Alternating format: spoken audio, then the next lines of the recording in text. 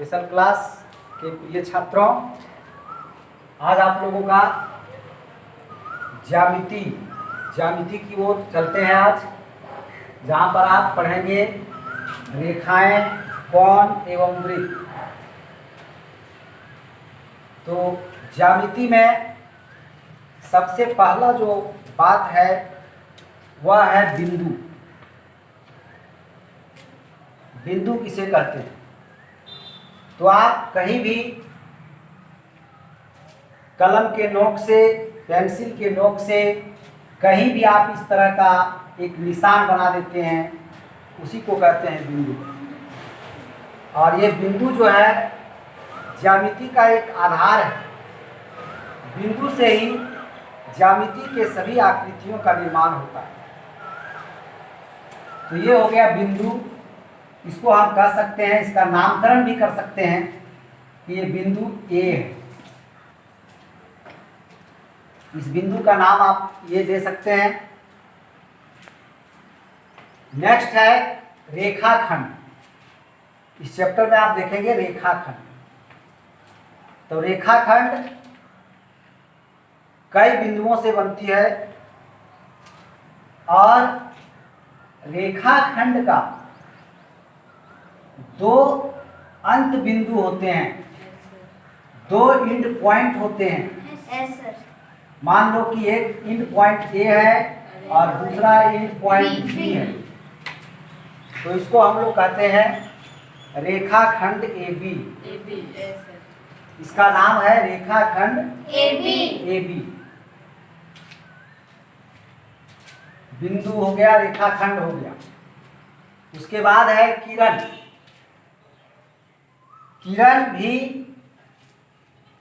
किरण का क्या है? एक अंत बिंदु होता है और एक अनंत तक जाने वाला होता है। जैसे यहाँ पर हम बनाते हैं एक किरण। ये एक तरफ तीर का निशान दिया हुआ होता है। इसका मतलब क्या है? इसका मतलब है कि इसको हम इस ओर नहीं बढ़ा सकते हैं, लेकिन इस ओर बढ़ा सकते हैं, अनंत तक, बहुत आगे तक जा सकते हैं। तो इसी को कहते हैं किरण। और किरण का एक छोर को आप जितनी चाहिए उतनी आगे बढ़ा सकते हैं और एक छोर को नहीं बढ़ा सकते। ये उसका फिक्स्ड पॉइंट है। तो ये इधर इसका फिक्स्ड पॉइंट है ये, और बी के तरफ जो है वो फिक्स्ड पॉइंट नहीं है, ये अनंत तक जाने वाला है। देखिएगा रेखाखंड, किरण और रेखा, ये तीनों में क्या संबंध है? रेखाखंड में इसको किसी तरफ नहीं बढ़ा सकते हैं, फिक्स है। इसकी लंबाई निश्चित है। किरण की लंबाई निश्चित नहीं है, क्योंकि एक ओर हम जितना मर्जी बढ़ा सकते हैं, इसलिए उसकी लंबाई को हम निश्चित नहीं कर सकते। और रेखा जो है उसका कोई एंड पॉइंट नहीं होता है, यानी दोनों तरफ तीर का निशान दिया हुआ होता है। इसी को कहते हैं रेखा A B. Rekha A B इसको कह सकते हैं। यानी इसको चाहे तो इधर भी पूरा बढ़ा सकते हैं और इधर भी पूरा बढ़ा सकते हैं। ठीक है? तो रेखाखंड में दोनों तरफ में से किसी साइड नहीं बढ़ा सकते। किरण में एक साइड बढ़ा सकते हैं और रेखाखंड में, रेखा में दोनों साइड बढ़ा सकते हैं। ये ध्यान रखना इन तीनों में क्या डिफरेंस है। यही जो है जो आप इस चैप्टर में यही सबके बारे में पढ़ेंगे। नेक्स्ट है कोण। कोण के बारे में पढ़ते हैं। तो कोण कब बनता है? जब दो किरण का अंत बिंदु एक ही हो। ठीक है? जैसे किरण का एक अंत बिंदु होता है कि नहीं? पहले पढ़ चुके हैं कि किरण का एक अंत बिंदु होता है, एंड पॉइंट होता है। तो जब दो किरण का एक ही एंड पॉइंट हो, जैसे यहाँ इस बिंदु से हम कई किरण निकाल सकते हैं,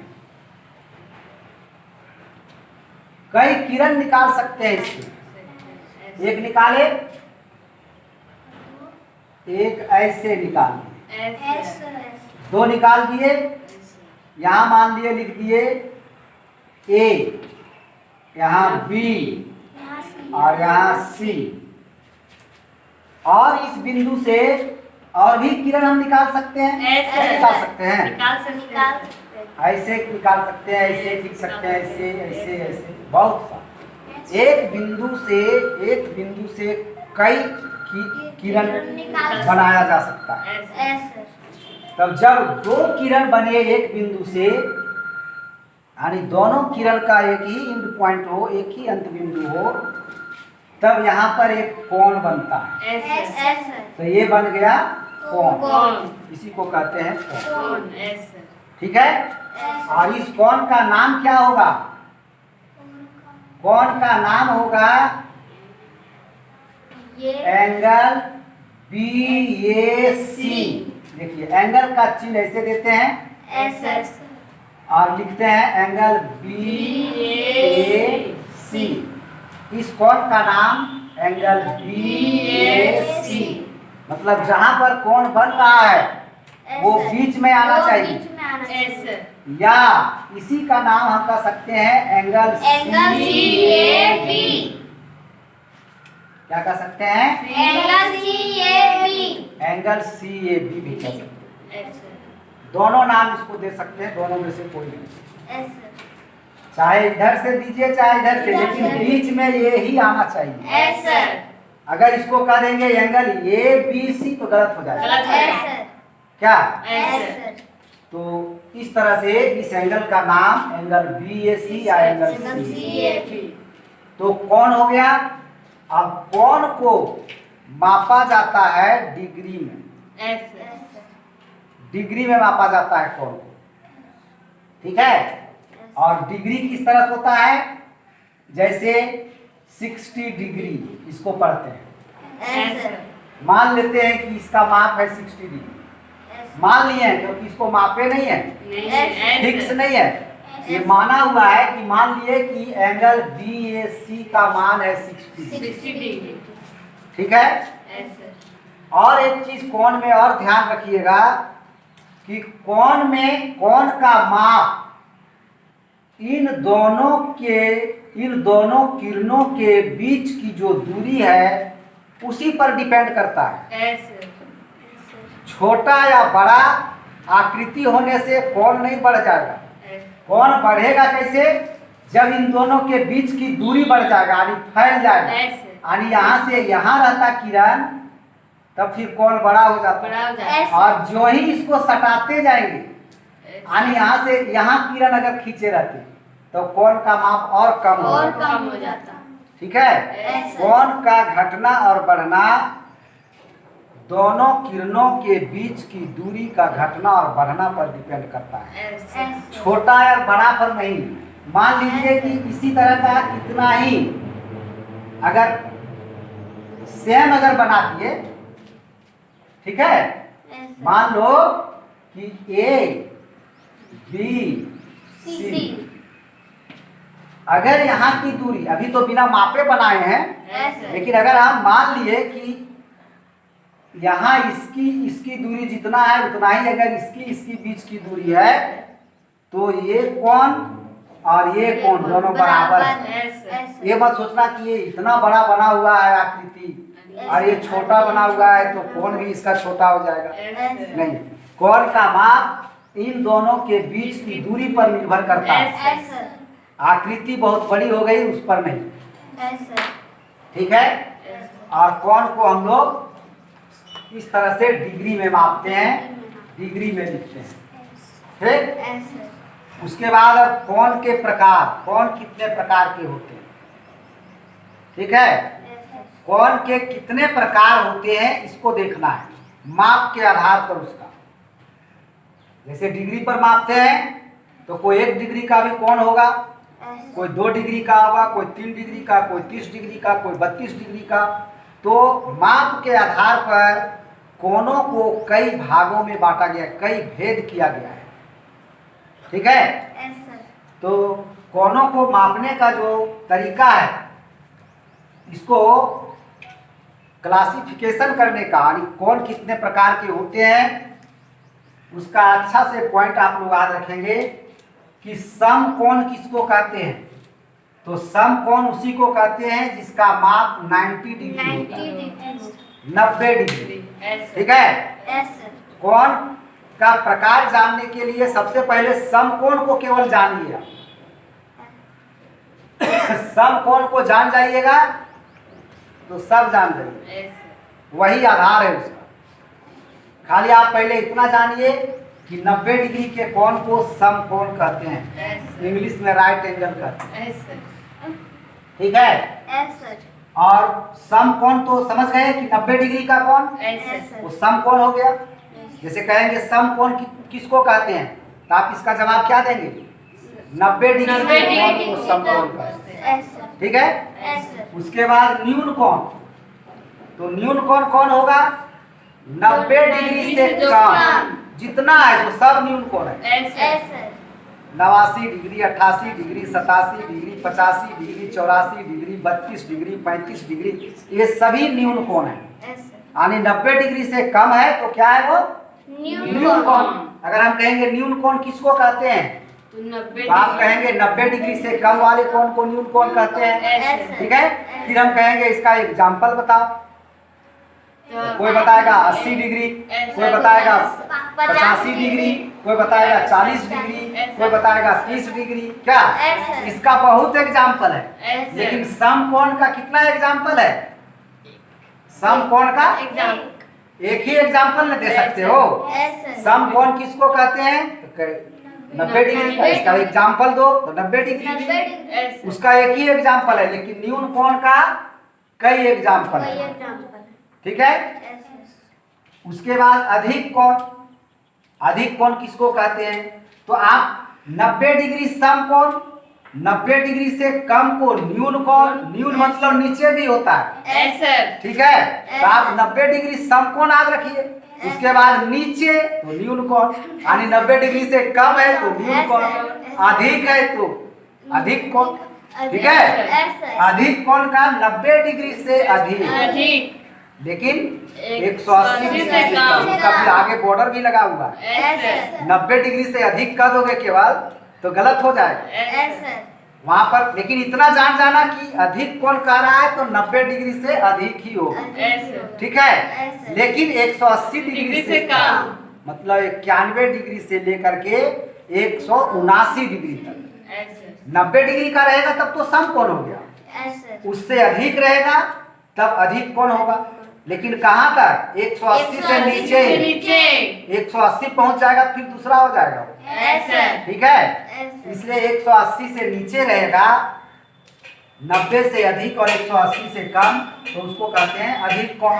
क्या 90 डिग्री सम कोण, 90 डिग्री से कम तो न्यून कोण। समझ आइए, नीचे मतलब न्यून कोण, अधिक मतलब अधिक कोण, लेकिन 180 से भी कम है ना, ध्यान रखना पड़ेगा। उसके बाद रिजु कोण,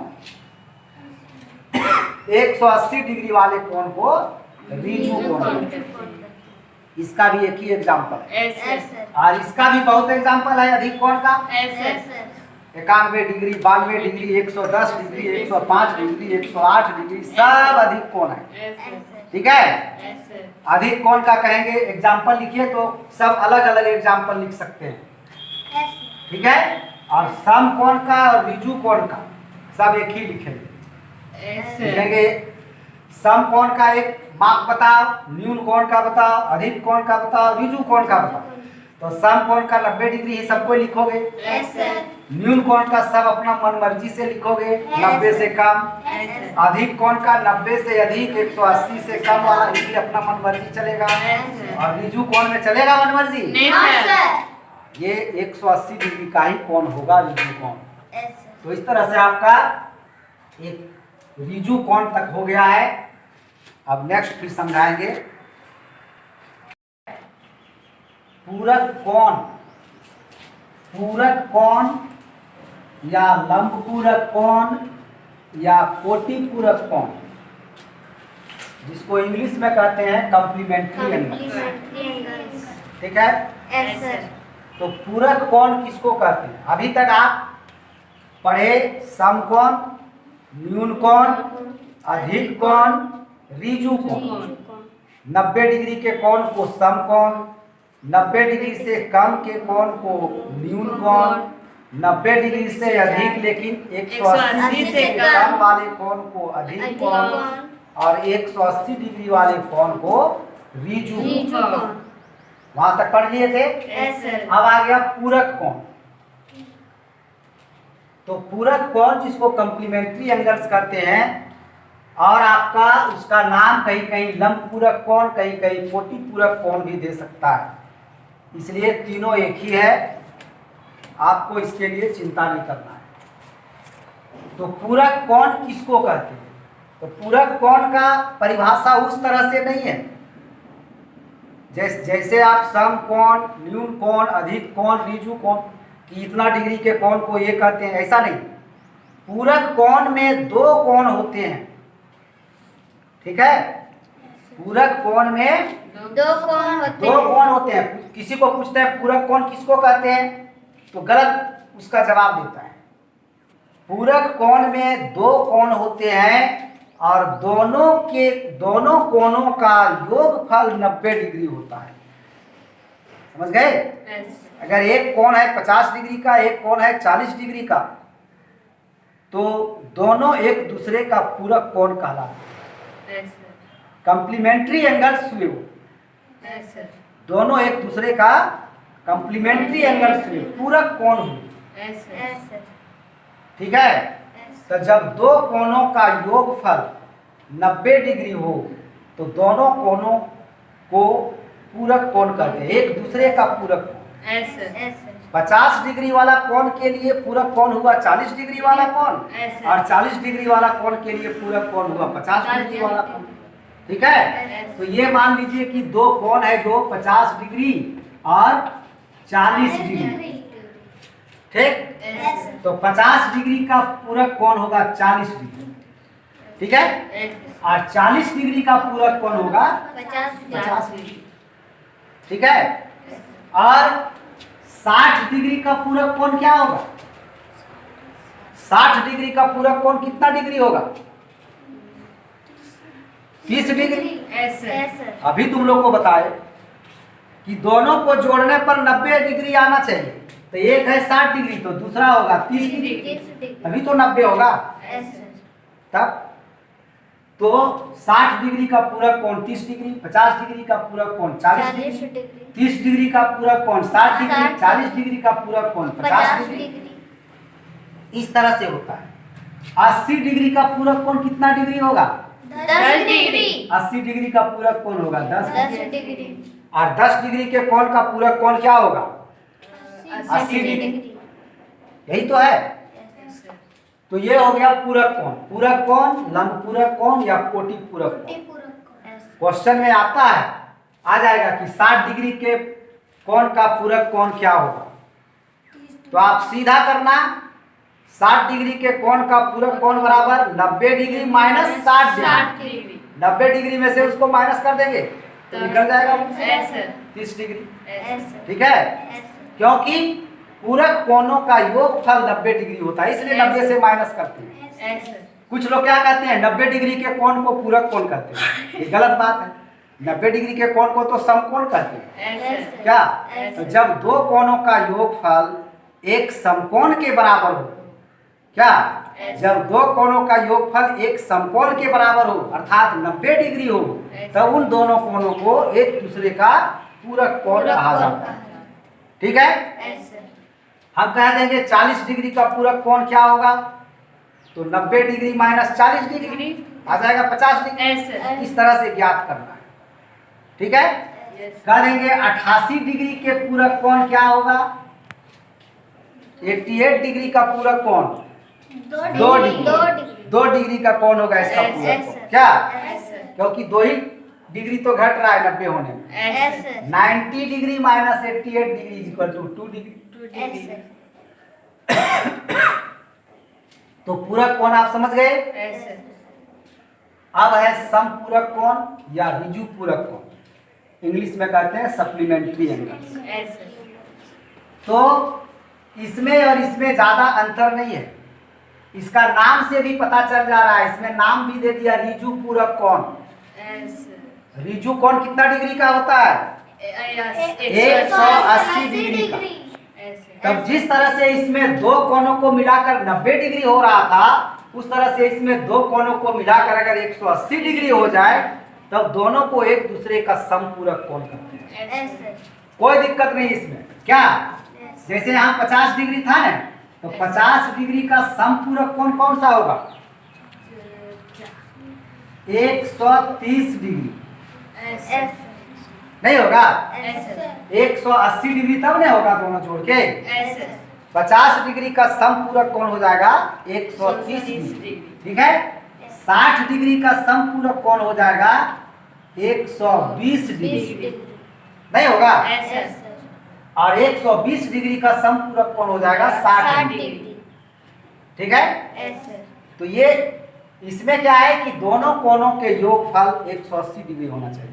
तो जब एक कोण का मान दिया हुआ हो और कह दे कि इसका समपूरक कोण ज्ञात करें, जैसे कह देगा 110 डिग्री का समपूरक कोण क्या होगा, तो 180 में 110 घटा देंगे, Yes, sir.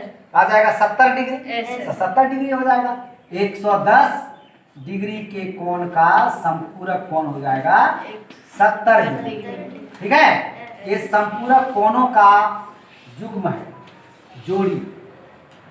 पूरक कोणों का युग्म होता है, संपूरक कोणों का भी युग्म होता है, मतलब जोड़ा होता है। Yes, sir. ये जोड़े सब संपूरक कोण का जोड़े हैं और ये जोड़े पूरक कोणों का जोड़े हैं, ठीक है। Yes, sir. ये पूरक कोणों का जोड़े हैं, देख लीजिए, ठीक है। Yes, sir. संपूरक कोण का एक और जोड़ा बताइए, संपूरक कोण का एक और जोड़ा बता दीजिए, कोई भी जोड़ा, सोचते रहे, कुछ भी बोल। 140 डिग्री और 40 डिग्री हो गया संपूरक कोण का एक जोड़ा, Yes, sir. नहीं हुआ। Yes, sir. तो फिर और 95 डिग्री और 85 डिग्री, ये भी हो गया एक संपूरक कोण का जोड़ा, Yes, sir. नहीं हुआ। Yes, sir. दोनों को जोड़ने पर आएगा 180 डिग्री। Yes, sir. तो ये हो गया संपूरक कोण। उसके बाद है आपका आसन्न कोण या संलग्न कोण, जिसको इंग्लिश में कहते हैं एडजेसेंट एंगल, Yes, sir. ठीक है। तो आसन्न कोण कैसे बनता है, जब दो कोण हो, जब दो कोण एक ही बिंदु पर बने, देखिए ऐसे बनता है, जब दो कोण एक ही बिंदु पर बने और दोनों का एक उभयनिष्ठ भी बिंदु हो, ये हो गया ये बी सी डी। तो यहाँ दो कोण बना कि नहीं बना, Yes, sir. Yes, sir. एक बना एंगल ए बी सी और एक बना एंगल सी बी डी। उल्टा कहीं बोल सकते हैं, इसको बोल सकते हैं एंगल सी बी ए और इसको बी बी सी। तो दो कोण बन रहे हैं। Yes, sir. तो जब इस तरह का बात आ जाए कि दो कोण बने एक ही बिंदु पर, बी पर ही बन रहे हैं दोनों कोण, Yes, sir. क्योंकि दोनों कोण को जो हम बोल रहे हैं नाम, तो बीच में बी ही आ रहा है, नहीं आ रहा है। नहीं आ रहा। Yes, sir. जब इस कोण को बोल रहे हैं तो ए बी सी, इस कोण को बोल रहे हैं तो बी बी सी, लेकिन बी तो आ रहा है दोनों में। Yes, sir. तो जब दो कोणों का एक शीर्ष बिंदु हो और एक उभयनिष्ठ बिंदु हो, एक उभयनिष्ठ भुजा हो, भुजा, yes, sir. है ना। Yes, तो sir. ये भुजा जो BC है वो दोनों कोणों में काम आ रहा है, Yes, sir. Yes, sir. क्योंकि आप पहले पढ़ चुके हैं कि किसी भी कोण को बनाने के लिए दो किरण की आवश्यकता होती Yes, है, sir. Yes, sir. नहीं। Yes, sir. जैसे एक कोण बना तो एक ये किरण से बना और एक ये किरण से बना, और ये कोण जब बना तो AB से और BC से बना, यानी BC दोनों आ जा रहा है ना। Yes, sir. इस कोण को निर्माण करने में BD और BC एस और इसमें AB और BC दोनों में BC आ रहा है, एस इसलिए ये आसन्न कोण है। एस ठीक है, ये दोनों कोण जो है वो आसन्न कोण है। ठीक है, जिसको संलग्न कोण भी कहते हैं और एडजेसेंट एंगल्स भी कहते हैं। नाम में भी कुछ, किसी में बहुत सा जो कोण वगैरह चाहे कोई भी चीज होता है तो नाम से भी उसको समझने का ये बात होता है। जैसे संलग्न, संलग्न का मतलब होता है एक ही में मिला हुआ, संलग्न कर दिए तो एक साथ भुजा जो है तो आ रहा है दोनों कोणों का। एस अपना याद करने का तरीका आप लोग लगाइए। संलग्न कोण, अच्छा संलग्न, आसन्न कोण, संलग्न कोण, यानी एक भुजा जो है तो दोनों में संलग्न रहेगा, दोनों कोणों में, तो उन दोनों कोणों को आसन्न कोण या संलग्न कोण कहते हैं। एडजेसेंट एंगल्स, इंग्लिश से भी देखिए, एडजस्ट मतलब एक ही भुजा में दोनों एडजस्ट हो गया है, हुआ है ना। तो इस तरह से भी आप अपना दिमाग में रख सकते हैं। ठीक है, नाम में भी जो है तो आपका इसका परिभाषा आ जाता है, दिमाग में भी आपको एडजस्ट करके रखना पड़ेगा तब। ठीक है, तो ये सब है। उसके बाद है आपका शीर्षाभिमुख कोण या सन्मुख कोण, अंग्रेजी में वर्टिकली ऑपोजिट एंगल्स। तो शीर्षाभिमुख कोण या सन्मुख कोण कब बनता है ये देखिए आप। जब दो रेखाएं एक दूसरे को काटती है, ठीक है, जब दो रेखाएं एक दूसरे को काटी तो मान लो कि ये इस रेखा का नाम है AB रेखाखंड और इसका CD। दो रेखाखंड एक दूसरे को काट रही है, ठीक है, कहाँ काट रही है, यहाँ पर। ये वो बिंदु मान लो इसको, इस बिंदु का नाम दे दो वो, दे दिए। तो जिस बिंदु पर दो रेखाएं एक दूसरे को काटती है, ऐसे भी काट सकते हैं, कोई जरूरी नहीं तिरछा, ऐसे भी काटेंगे क्या, ABCD और यहाँ पर वो बिंदु पर। दो रेखाएं जब एक दूसरे को काटती है तो जहां पर काटती है वहां चार कोण बनता है। देखिए वो बिंदु पर चार कोण बना, नहीं बना? तो ये जो चार कोण बने तो आमने सामने के कोण को शीर्षाभिमुख कोण या सन्मुख कोण कहते हैं। सम्मुख का मतलब भी होता है आमने सामने, ठीक है, इसका इसी तरह से याद रखना है। सम्मुख आमने सामने, तो ये और ये हो गया शीर्षाभिमुख कोण या सम्मुख कोण, ये और ये हो गया शीर्षाभिमुख कोण, है ना। इसका सम्मुख कोण ये हुआ, इसका सम्मुख कोण ये हुआ, ठीक है।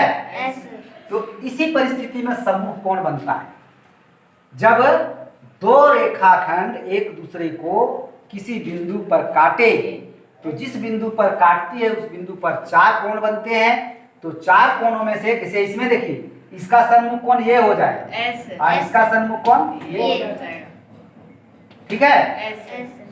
तो इसमें एक गुण भी है, ये भी आप समझ लीजिए अभी, क्योंकि आपका आगे दिया हुआ है, इसमें हम पहले ही बता दे रहे हैं। शीर्षाभिमुख कोण का एक गुण है, एक नियम है जो आपको समझ लेना है। क्या नियम है कि जब इस परिस्थिति में जब दो रेखाएं एक दूसरे को काटती है तो जो सन्मुख कोण होते हैं वो बराबर होते हैं। पहला नियम, ये और ये बराबर होंगे और ये और ये बराबर, यानी यहाँ पर एंगल AOD, इस एंगल का नाम क्या रहेगा, AOD, और इस एंगल का COD। तो AOD और COD बराबर रहेगा, और ये बराबर रहेगा, BOD और AOC, ये और ये भी बराबर रहेगा। तो जब शीर्षाभिमुख कोण बनता है दो रेखाओं को परस्पर एक दूसरे को काटने से, तो शीर्षाभिमुख कोण आपस में बराबर भी होते हैं। ये कटु सत्य है, इसको कोई नहीं काट सकता है, हमेशा बराबर होंगे। जितना ये दोनों होंगे ये और ये होंगे उतना ये भी होंगे, जितने ये होंगे उतना ये भी। ठीक है। Yes sir. और कभी कभी चारों कोण बराबर हो जाते हैं। जैसे अगर एकदम प्लस का चिन्ह एकदम सीधा दो, सीधा खड़ी सीधा पड़ी, यस सर। तो वहां चारों कोण बराबर, बराबर। चारों कोण 90 डिग्री का होगा। Yes sir. लेकिन चारों कोण बराबर होना ये शीर्षाभिमुख कोण का नियम नहीं है, क्योंकि चारों नहीं भी हो सकते हैं। तो ये भी तो शीर्षाभिमुख कोण है, चारों हो जाएगा तो अलग बात है। लेकिन आपस में जो आमने सामने के कोण है वो बराबर होंगे, ये पहला बात। और दूसरा बात भी है इसमें, दूसरा बात है कि इन चारों कोणों के मानों का योगफल 360 डिग्री होगा, ये भी निश्चित है। ठीक है। इन चारों का मान को जोड़ देंगे, इसमें भी जिस तरह से बनाइए आप, लेकिन चारों कोणों के मान का योगफल 360 डिग्री होता है। ठीक। इसमें से ये कोण, चारों में से अगर कोई भी कोण एक कोण का मान दिया हुआ है, ठीक है, तब आप अन्य तीनों कोणों का मान को निकाल सकते हैं। एक भी दे दिया है तो तीनों का निकाल सकते हैं। कैसे निकाल सकते हैं? मान लो कि इसका मान दे दिया 80 डिग्री, मान लेते हैं कि इसका मान दे दिया 80 डिग्री, ठीक है। तो आप सबसे पहले जानिए कि जब ये 80 डिग्री है तो ये भी 80 डिग्री हो जाएगा, क्योंकि आप अभी पढ़ चुके हैं कि शीर्षाभिमुख कोण आपस में बराबर होते हैं। तो इस नियम से एक कोण 80 डिग्री हुआ कि नहीं हुआ? निश्चित हो गया। ठीक है। अब बच गया ये दोनों। तो पहले अब देखेंगे कि ये दोनों है कितना कितना, 80 कितना हुआ? 160 डिग्री। तो ये दोनों कोण का मान इसका मतलब होना चाहिए 200 डिग्री, क्योंकि चारों मिलाकर 360 होना चाहिए। चारों मिलाकर कितना होना चाहिए? 360। और 360 में 160 ये दोनों है, तो ये दोनों मिला के कितना होगा? 200। ठीक है। और ये भी बात बराबर है कि ये दोनों बराबर भी है, तो 200 को 2 भाग में बांट देंगे, बराबर भाग में। और इसका मतलब ये दोनों कितना कितना का है? 100 डिग्री का। ठीक है। तो जब दो रेखाएं एक दूसरे को परस्पर काटती हैं तो वहां 4 कोण बनते हैं, और चारों कोणों का योगफल 360 डिग्री होता है। आमने सामने के कोण को शीर्षाभिमुख कोण कहते हैं, जो बराबर होते हैं। इतना नियम याद हो गया ना? तो इतना नियम जब याद हो गया तो चारों में से अगर एक कोण का भी वैल्यू दिया हुआ है तो चारों का निकल जाएगा आराम से। ठीक है क्या? तो ठीक है, ये चैप्टर आपका समझाया हुआ हो गया है। अब एक्सरसाइज चलेंगे आगे नेक्स्ट डे। आज आप लोगों का यही रहेगा। आज आप लोगों का कोई होमवर्क नहीं रहा, केवल डेली जो आप बनाते हैं जांच पत्र वही बनाना है आज, और बाकी दूसरे चैप्टर का रिवाइज करना है। कल भी एक्सरसाइज शुरू होगा और उससे आपको होमवर्क बनाते जाना है रफ में और फेयर में।